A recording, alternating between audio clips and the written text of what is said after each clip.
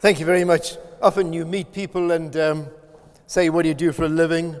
Well, he's a stand-up comedian, and some people say, have you got another job? Yeah, I'm a doctor. Oh, that's all right. So anyway, I love Ahmed's jokes. And here's the funny thing. Here you guys are trying to get a bit of a vision for the future. You've had some amazing wisdom given to you this afternoon. Trying to get a vision for the future, and your closing speaker is a blind man. Follow the blind man. He'll show you the way to go. Instead of what a silly way to end the day. Well, what can you learn from a blind man? Well, I've had the privilege of speaking now at over 1,200 corporate events in 71 countries. I've spoken in 14 countries this year alone. I'm on the left of the stage, is that right? Yes? Talk to me? Okay, mostly over there. Okay, so sometimes I'm telling maybe you idiot. Anyway, so over there. So I want to share with you some of my observations through the process of me going blind unexpectedly, something I never wanted to happen in my life, coping with change you don't want in your life, and also my observation speaking at events around the world. Probably 80% of all the people I speak to around the world, a lot of senior leadership, and probably 80% would say, Miles, I'm not happy with my life-work balance. I'm not happy with the way that I'm living. And I wonder if some of you here as well are in that situation. I'm based up in Derby now, but grew up in a country called Africa. And I'm going to share with you some life principles that I hope will help you to go away and do some reflecting over the weekend. So, Rhodesia, Zimbabwe, that's where I grew up. Nothing wrong with my eyesight growing up. When I was 18, joined the Air Force. My dad, World War II fighter pilot. I was going to be a pilot like my dad. Failed the medical. Sorry, Miles, eyesight not good enough. You will never fly, never be a pilot. 3 years later, I got the brilliant news, Miles, you're going to go totally blind. Genetic eyesight disease, jumped many generations, so-called RP. So I was miserable from 21 until 50. I had a victim mentality. I thought I could never be happy or fulfilled because I'm blind. And everyone said blindness is a barrier, it's a handicap. Do any of you think blindness is a good thing? Yes or no? Do you think it's a good thing?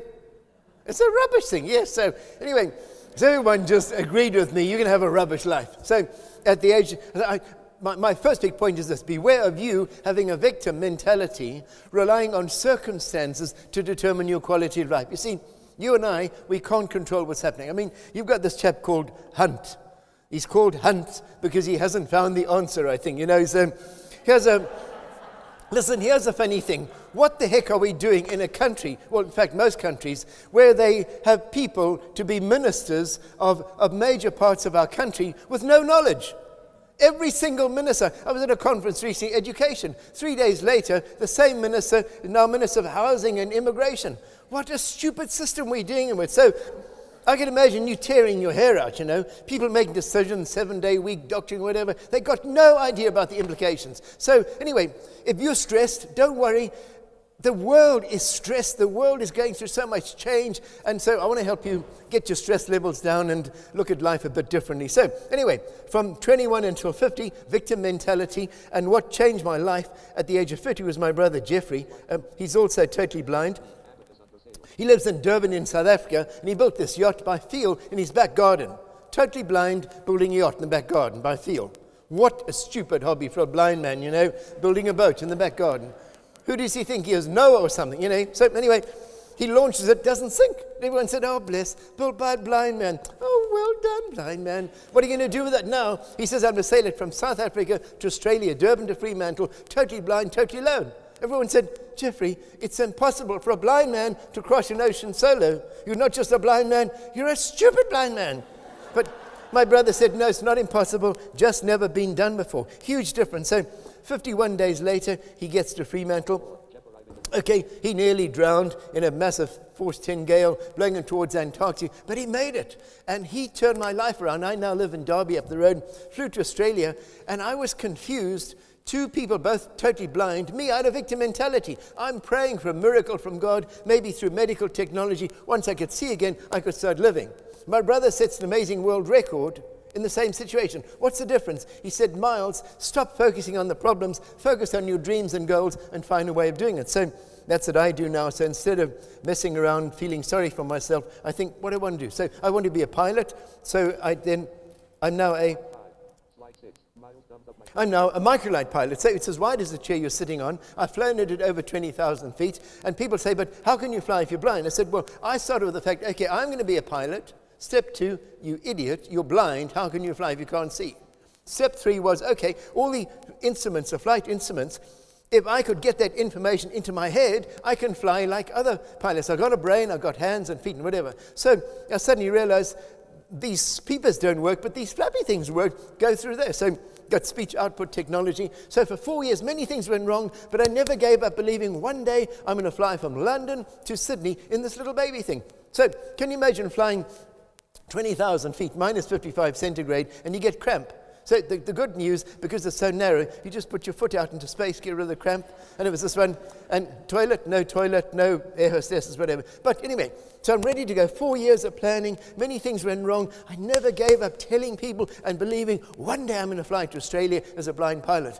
Got to have a sighted co-pilot because I'm blind, so in England they wouldn't give me a license just because I'm blind, so we call it discrimination, so I've applied to a lot of people, Qantas, BA, and no one will give me a license. So my last hope is Ryanair. I'm still got fingers crossed. So anyway, I'm still waiting. So I'm now ready to fly to Australia. I had to have a sighted co-pilot with me, so now ready to go. And for 4 years, the two of us were planning this amazing dream. But the night before I'm due to go, Biggin Hill down the road where I flew out of, he has a panic attack. So for 4 years with me, now 10 o'clock at night, he panics, he's up to the toilet, he's in loads of tears, he's not coming. He's telling his wife, I'm coming home, I love you, I love the children. And I'm saying, why aren't you coming to Australia? We're going tomorrow. No, why? You're blind, I said, look, you know I'm blind, you've seen me with a white stick for the last 4 years. Why didn't you have a panic attack 4 years ago, stupid? True, totally true. So 10 o'clock at night, I'm on my phone trying to find someone willing to fly all the way to Australia, leaving 11 hours later with a blind pilot. And the amazing thing is I found two people. Richard came with me. Richard, he's a farmer, but also a microlight pilot. I think he was drunk. It was now 11 o'clock at night. He's snoring away, 4 cans of beer crunched up, and his wife wakes him up, telephone. It's the chap saying, would you fly in a microlight tomorrow, Monday? Yeah, all right. To Australia, with a blind pilot. And he said yes. So amazing, totally true story, totally true.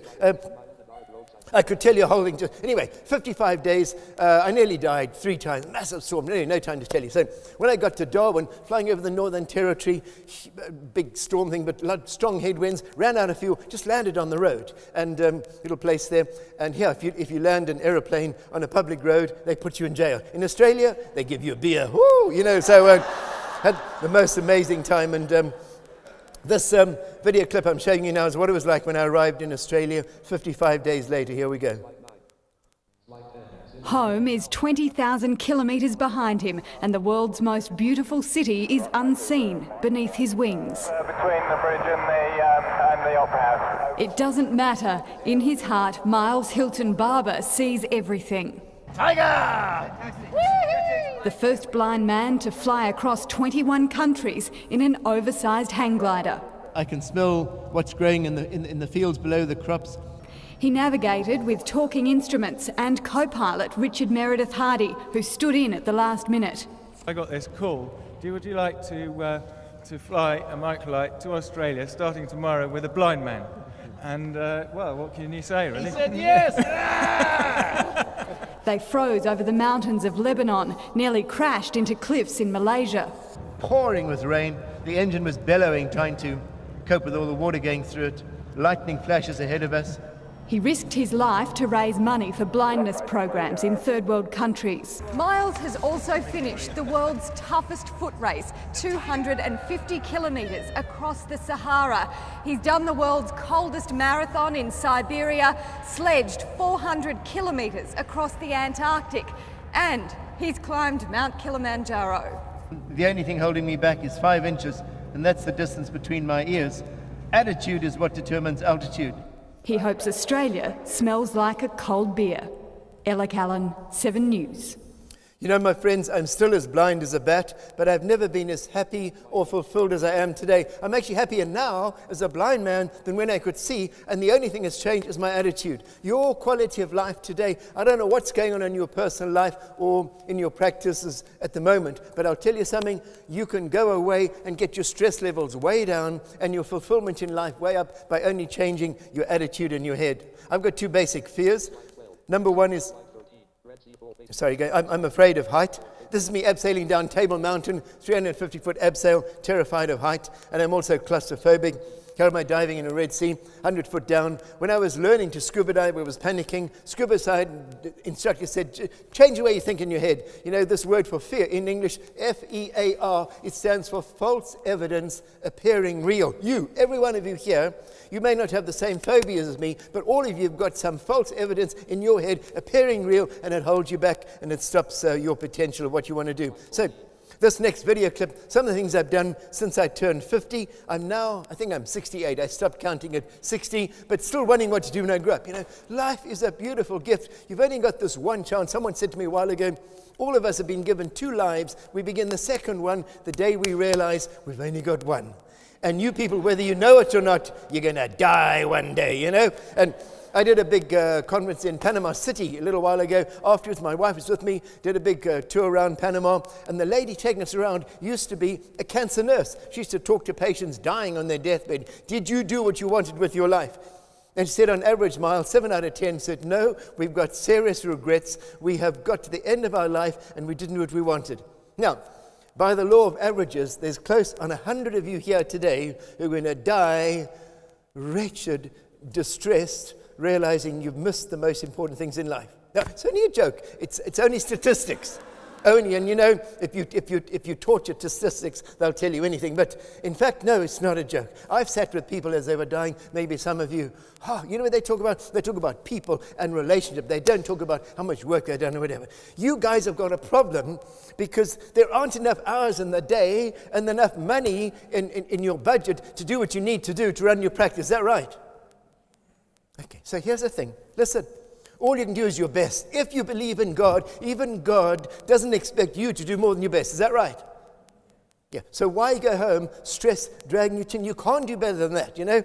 So you're not dealing with, you know, how many Coca-Cola cups, disposable cups you could make in a day. It's people. But you know what? At the end of it, what are your priorities? What do you want to get out of life? You know, are your children more important than your work or vice versa or whatever, you know? So what I'm saying to you is, you've got a stress, a pressure, and a problem, but all you can do is your best. You're limited in so many ways, but change your attitude in your head, you know. Mental health is a thing all of us face, you know. Most of us have got mental health issues. Why? You get in a traffic jam, the train's delayed, and we get stressed. What a stupid thing to get stressed about something you can't control. It's a mental health issue, you know. You talk about, isn't that right? Isn't that right, hey? How many of you get stressed about things you can't control? You know, God grant me the serenity to accept the things in my life that I cannot change, the courage to change those I can, and the wisdom to know the difference. Oh, baby. Anyway, so this video clip I'm running now, some of the things I've done since I turned 50, started with me flying the English Channel. Here we go. So, first blind person to fly the English Channel a few years ago. Crossing the Kara Desert, I've done 4 desert ultras. This is only 120 miles, but the thing I'm pulling weighs 400 pounds. Pulled it for 3.5 days without lying down to rest or sleep. Stupid thing to do.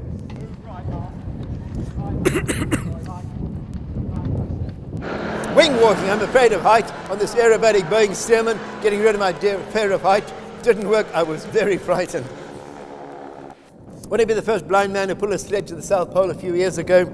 A beautiful place to go. No good for you people. There's nobody there, or hardly any. You wouldn't get much business. Flying this journey, a 3-engine float plane, Austrian air display, banking 60 degrees, behind VIPs from Bentley, brightening watches. See a blind man at the controls that began to vomit over their Armani suits in terror. I took that as a compliment. Don't even own one of those fancy suits. Maybe some of your GPs do, I don't know. Anyway, a lot of fun. Had also a race with a British general, bridge building stuff in the Royal Engineers. I think I beat him. Then I went hot air ballooning over the Nevada desert. Had a bit of a crash, blood, broken ribs. Being American, they were waiting for us to sue them. We just wanted to do it again. It was great fun. Get over here fast. The group will need Climbing to conserve Kilimanjaro. what little energy they have left. The route to Summit Camp means crossing the Barranco Wall, 600 feet of rock face. There's certainly some dodgy sections when I have to listen very carefully to John when he tells me to keep to the right, and I may know that there's a life-threatening drop on my left. It's quite hard always to listen to the information when you're tired and you just want to get there. So we go through some dodgy places, but it's again me just utterly trusting John. I know that he's giving me good information, and I've just got to go with it and believe that I'm safe with him. Malaysian Grand Prix circuit hold a lap record for a blind driver, 120 mile an hour through the chicanes. Spun up a few times, but I managed to get back on, and I even won the race. Didn't know until afterwards. People said you were the winner. It was like a bonus. We kept the black side, the rubber side down, and it was phenomenal. We lost it on a couple of corners, but she's very, very stable, and we had to point her in the right direction a couple of times, but apart from that, we kept going the right way around, which is what it's all about. Tiger! Never go driving with a blind man. Whitewater rafting down the Zambezi. I did 3 sets of rapids, thrown out, quite scary knowing the crocodiles are waiting in the green water. Then I went cage diving with great white sharks of Cape Town. Said the man, if I can't touch one of those sharks, I won't believe they're there. You're just stealing money from a blind man. Got to about 2 inches, nearly bit my hand off. Wiped out the camera, forgot to click. I'll do it again, not a big deal. Flying the channel at 5,000 feet, my co-pilot looked down and said, Miles, French girls, sunbathing, topless, let's go down low, have a good look. I said, baby, if I can't see, you can't see. We stayed high the whole time. He swore at me like a sailor's parrot. He was very upset. I don't even usually miss my eyes, but I think I was a little upset anyway as well. Yeah. So, Bob staying down the Olympic track, Lillehammer, Norway, getting at more than 80 miles an hour in less than a minute, pulling 5 Gs around 17 corners. Quite shocking and violent, much worse than when you just watch it on the telly, but really good leadership development. Maybe James and George just go to the toilet first, that's all I'll say to you. This is the original British Bob. Love diving on wrecks in the Red Sea. I've overcome my claustrophobia. False evidence appearing real. Skidoo racing in Norway, 150 brake horsepower, 0 to 60 mile an hour, 3.2 seconds, doing over 100 mile an hour over the ice there. And this last clip is me doing the solo kamikaze skeleton run. Remember, someone died at the Canadian Winter Olympics. This is the most frightening thing I've ever done in my life. Just a great experience, and I'm hoping that I can encourage other blind people to come and do this as well. Apparently a lot of people do it with their eyes shut, so it's not such a big deal, yeah.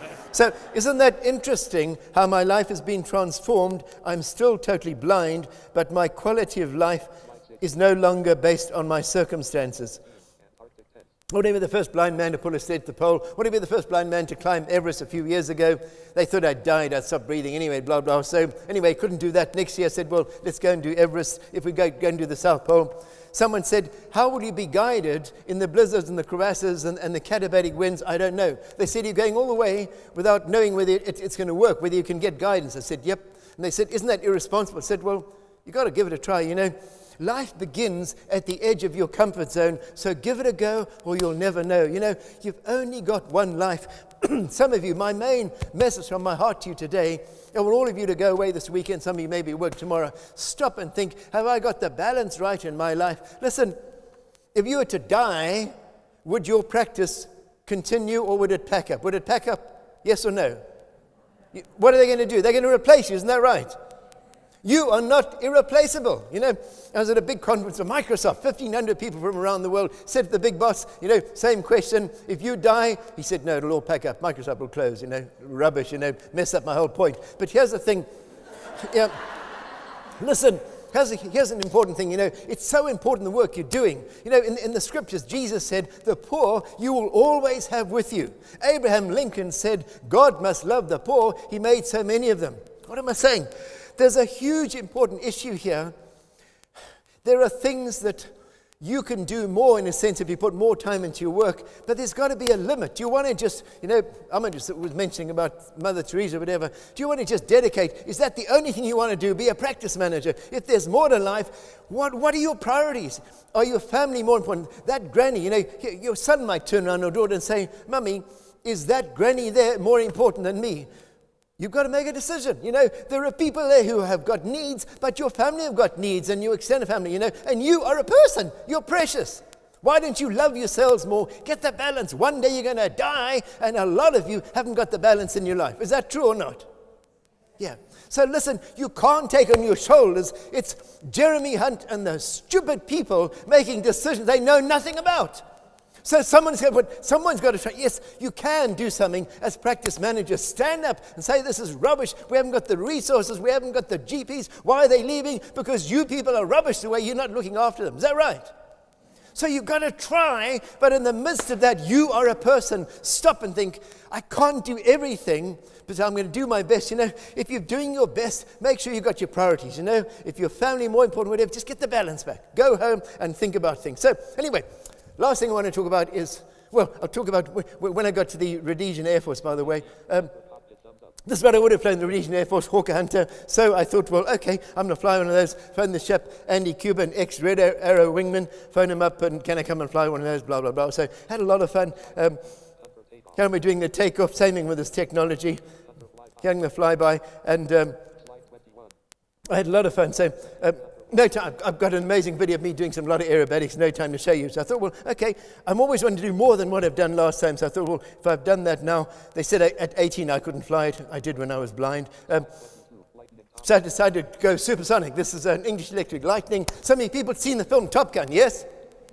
Have any of you not seen Top Gun, by the way? Okay, if you haven't seen Top Gun, you are totally disqualified from being a practice manager, There's nowhere in the world that you've got any real, blah, blah. I've seen it about 30 times, my favorite thing. I listen. Anyway, had the same TV crew from the Discovery Channel, and this place called Thunder City, South Africa, and I had to ask, I don't normally wear dark glasses, I had to borrow some, ask where the cameras were, and I was practicing whipping my glasses off and giving the evil eye like Tom Cruise does in Top Gun. Woo! Anyway, and my kids get so embarrassed, but when you got all the props, got to do it. So anyway, had a lot of fun. Here am I taxiing. It's a very small little aircraft. It's about 30% more powerful than those F-14 you see in Top Gun. This baby at sea level climbs at 50,000 feet a minute. Went down the runway, Cape Town, went vertical at the end of the runway. 90 seconds after being stationary, I was at 50,000 feet doing Mach 1.4 in a vertical climb. First blind pilot in world history to vomit at supersonic speed. So, and anyway, not a pretty sight. I won't say that, but we can just have a bit of sound. This video clip I'm running now is what it was like me just doing the takeoff. Here we go. There are no limits in our life except those that we accept ourselves. And if a blind man can have the privilege of being at the controls of a supersonic fighter, you can do anything you want with your own life. We're really accelerating. We're just passing 300 knots now, coming up the end of the runway, and we're about to go straight up. Here we're going straight up. Oh man, we're now going way to go! One of experience. Last thing I want to talk about very quickly, life. What have I got there? Sorry.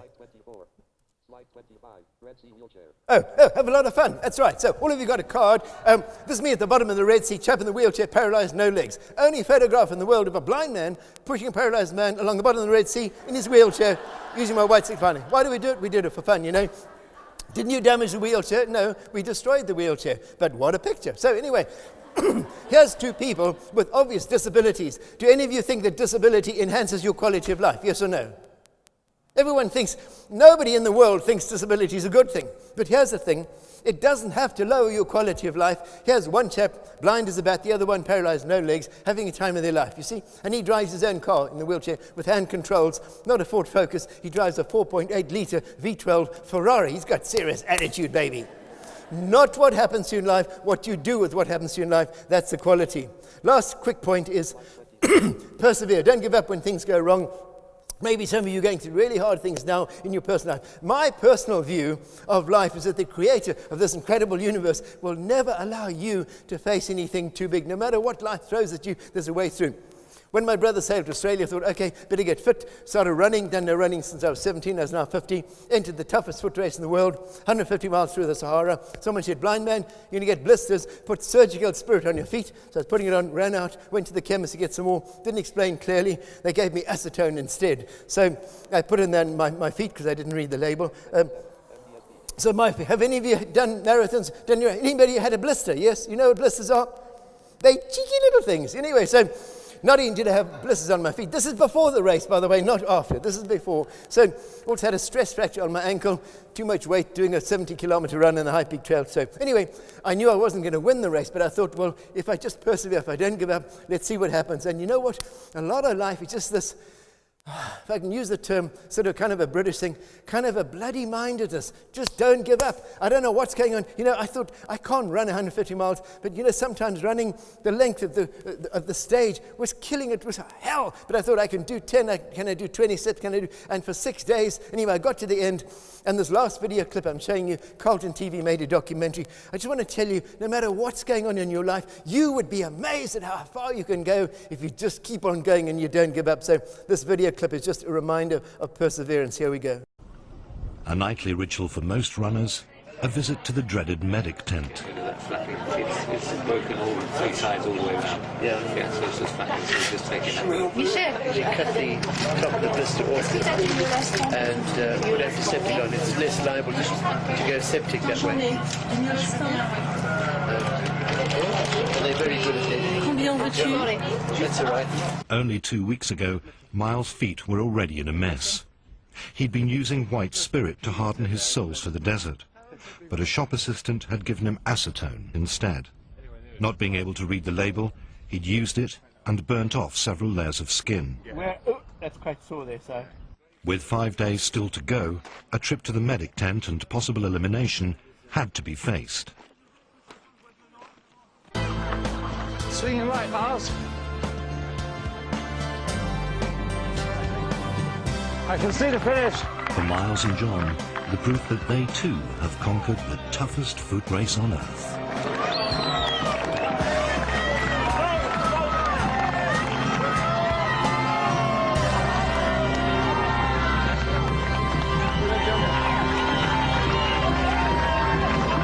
You've done it! It's good to be here. You got your medal? I got it. Very heavy. We don't have to run with it, I hope. Yeah. Superstar. So, my friends, that's actually my last slide. What am I saying to you today? Look, I've been sharing a little bit about life, quality of life, not circumstances, attitude, response, false evidence appearing real, the importance of having fun, enjoying it. I think the one big thing I want all of you, I hope, to take away in your heart is this. You are a precious person. Stop allowing other people, the system, the incomplete, sometimes stupid system that you are part of and what's being dumped on you. Beware of that allowing you to swamp you and you losing perspective, losing your values, your priorities, the balance of what you want out of life.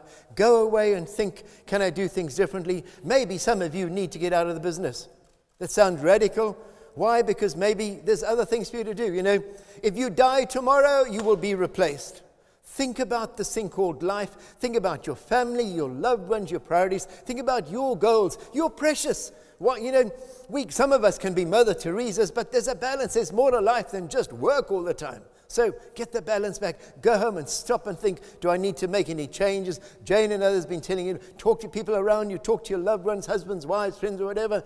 What about a change? Okay, here, this is the closing slide, as I mentioned, the route I took to Australia. When I was 18, Miles, you'll never fly, never be a pilot. Over 40 years later, had the wonderful God-given privilege of flying more than halfway around the world as blind as a bat. Never let anybody tell you whether you can live your dreams or not, because the only limits in your life are the ones that you accept yourself. God bless you, beautiful people. Thanks for having me today. Thank you very much.